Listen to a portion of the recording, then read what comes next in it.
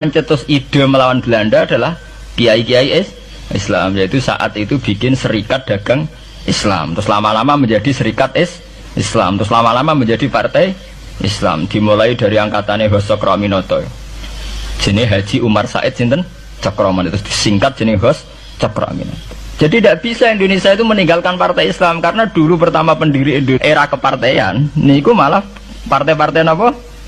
Islam yang lahir di Solo, di Jogja. Bahkan sebelum ada negara yang bernama Indonesia, itu ada negara yang bernama Demak Bintoro, ada Demak Ngayogyakarta Karto. Itu semua negeri apa? Islam. Ya, paham? Sehingga secara kesejarahan kita tidak kalah sama tuanya Soekarnoisme atau Partai PNI. Dan sampai kan kita ini kan kayak dinabubukkan seakan-akan Indonesia itu dimulai dari Soekarno. Sehingga nak wani Pak Karno itu koyok-koyok itu kita anti Indonesia.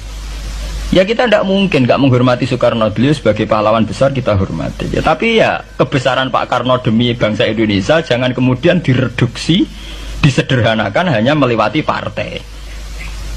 Ya itu kan namanya pengkerdilan. Tentu Pak Karno bikin negara ini ya untuk semua bangsa, bukan untuk PDIP saja, bukan untuk partai-partai marhainisme saja, juga bukan untuk partai-partai yang berfaham Soekarnoisme saja. Ya sama, tapi kita juga adil, sebagai kiai juga adil.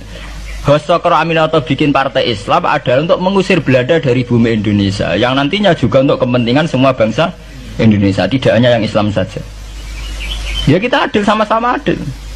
Saat nasionalisme ya tidak mengurangi keagamaan, saat keagamaan tidak mengurangi nasionalis.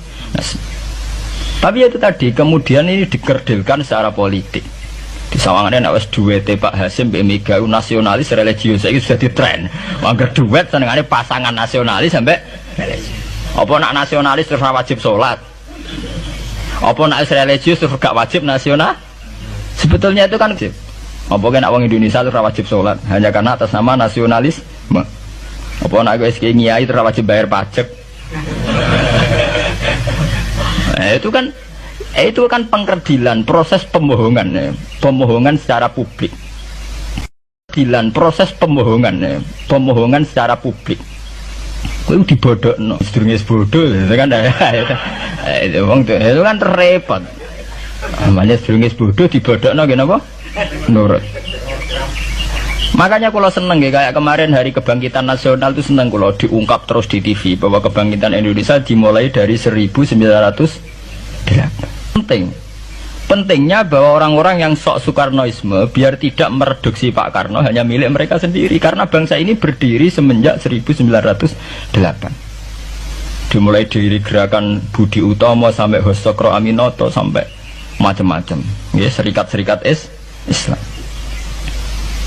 Tapi ini terungkap sausé tukaran. Jadi sebetulnya Presiden Gus Dur jadi presiden biasa karena Basim Asari berjuang sebelum tahun 45. Megawati biasa. Ya karena beliau berjuang lewat bapaknya, ya sama semuanya sah. Pak SBY juga sah, karena keluarga militer. Apa mana dia mantune Sarwaedi sing ra roh sapa? Perjuangannya mertuane. Gak iso adol bapak ya adol mertuane. Pokoknya sing dikena didol pokoknya. Tapi artinya sama, kita secara sejarah itu sama.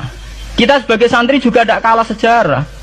Karena berdirinya nasional dan lewat para kiai itu takokno sejarawan manapun. Kayak profesor siapa di UI, siapa saja profesor-profesor sejarah bilang bahwa awal kebangkitan Indonesia itu dari partai-partai Islam. Bahkan versi orang nasionalis sekalipun tuh bilang, karena Islam adalah satu agama yang paling sensitif terhadap penjajahan. Karena Islam melahirkan satu faham jihad, bahwa ketika ada kolonial Belanda, wong Islam terinspirasi harus jihad.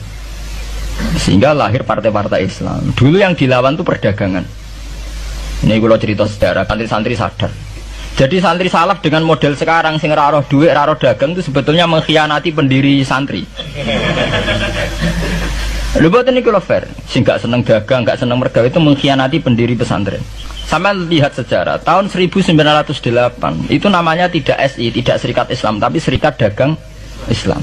Karena para kiai adalah melawan dominasi Cina di Surakarta dan dominasi Belanda menguasai sentra-sentra perdagangan. Sehingga yang dilawan pertama adalah piye supaya kolonial gak menguasai aset-aset ekonomi. Sama takokno sejarah, cek versi kiai, cek versi buku, asal gak versi klenek. Itu pertama yang dilawan para ulama adalah penguasaan aset ekonomi oleh Cina dan Belanda, sehingga mereka bikin serikat dagang Islam.